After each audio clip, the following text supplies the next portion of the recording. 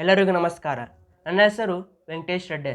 ನಾನು ಪ್ರಥಮ ವರ್ಷದ BSc ಅಗ್ರಿಕಲ್ಚರ್ ಪದವಿ ವ್ಯಾಸಂಗ ಮಾಡುತ್ತಿದ್ದೇನೆ.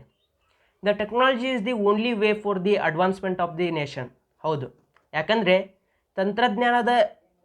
ತಂತ್ರಜ್ಞಾನದಿಂದನೇ ಚಲಿಸುತ್ತಿರುವ ಈ ಮಾಹಿತಿ ಯುಗದಲ್ಲಿ ತಂತ್ರಜ್ಞಾನವನ್ನು ಹೊರತುಪಡಿಸಿ ಒಂದು ದೇಶವನ್ನು ಅಭಿವೃದ್ಧಿಪಡಿಸುವುದು ಊಹಿಸಲು ಕೂಡ ಅಸಾಧ್ಯವಾದ ಮಾತು.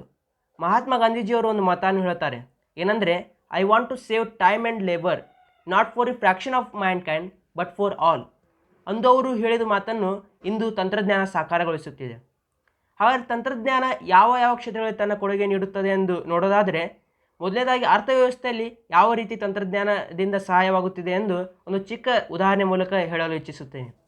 ಏನಂದರೆ, ನಮ್ಮ ದೇಶದಲ್ಲಿ HIHP hand in hand partnership ಎಂಬ ಒಂದು ಸಂಸ್ಥೆ ಇದೆ. ಇದು ಏನು ಮಾಡ್ತದೆ ಅಂದರೆ, ಹಳ್ಳಿಯ ಮಹಿಳೆಯರಿಗೆ ಮೊಬೈಲನ್ನು ಒದಗಿಸಿ ಆ ಮೂಲಕ ತಂತ್ರಜ್ಞಾನ ಆಧಾರಿತ ಚಿಕ್ಕ ಚಿಕ್ಕ ಉದ್ದಿಮೆಗಳನ್ನು ಸ್ಥಾಪಿಸುವುದಕ್ಕೆ ನೆರವಾಗುತ್ತದೆ.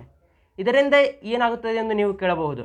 ಆದರೆ 2011ರ ವರ್ಲ್ಡ್ ಬ್ಯಾಂಕ್ ರಿಪೋರ್ಟ್ನ ಪ್ರಕಾರ ಒಂದು ದೇಶದ GDPಯ ಸುಮಾರು 38ರಷ್ಟು ಪಾಲು ಇಂತಹ ಸಣ್ಣ ಸಣ್ಣ ಉದ್ದಿಮೆಗಳು ಹೊಂದಿವೆ. ಹಾಗಾದರೆ ತಂತ್ರಜ್ಞಾನ ಶಿಕ್ಷಣ ಕ್ಷೇತ್ರದಲ್ಲಿ ಯಾವ ರೀತಿ ಕೊಡುಗೆ ನೀಡುತ್ತದೆ ಎಂದು ನೋಡೋದಾದರೆ, ನಿಮಗೆಲ್ಲ ಗೊತ್ತೇ ಇದೆ, ಕೊರೋನಾ ಪ್ಯಾಂಡಮಿಕ್ನಿಂದ ಶಿಕ್ಷಣ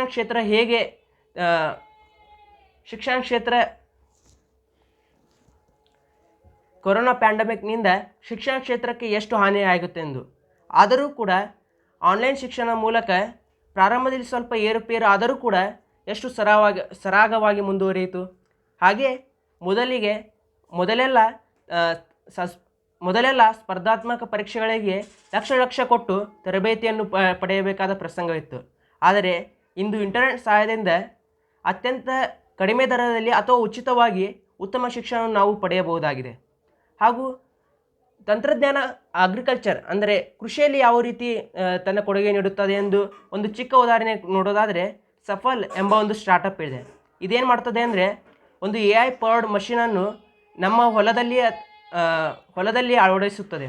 ಇದರಿಂದ ಮತ್ತು ಆ ಮಷೀನನ್ನು ಮೊಬೈಲಿಗೆ ಕನೆಕ್ಟ್ ಮಾಡಿರ್ತಾರೆ. ಇದರಿಂದ ಹವಾಮಾನ ಮುನ್ಸೂಚನೆ ಹಾಗೂ ಯಾವಾಗ ಮಳೆ ಬರುತ್ತದೆ ಮತ್ತು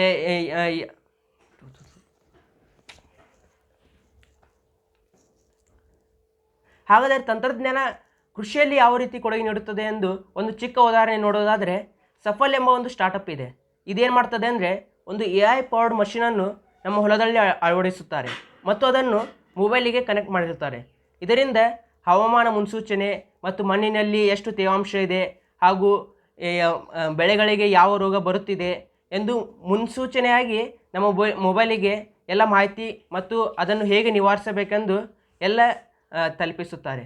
ಇದರಿಂದ ರೈತರಿಗೆ ಬಹಳ ಉಪಯೋಗಕಾರಿಯಾಗುತ್ತದೆ. ಹಾಗೂ ಕೊನೆಯದಾಗಿ ತಂತ್ರಜ್ಞಾನ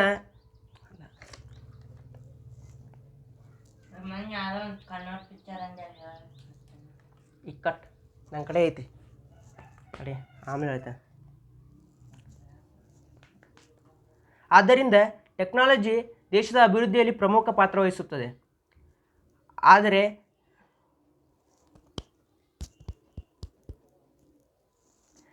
ಆದ್ದರಿಂದ ಟೆಕ್ನಾಲಜಿ ದೇಶದ ಅಭಿವೃದ್ಧಿಯಲ್ಲಿ ಪ್ರಮುಖ ಪಾತ್ರ ವಹಿಸುತ್ತದೆ ಎಂಬುದಕ್ಕೆ ಯಾವುದೇ ಸಂಶಯವಿಲ್ಲ. ಆದರೆ ನಮ್ಮ ದೇಶದಲ್ಲಿ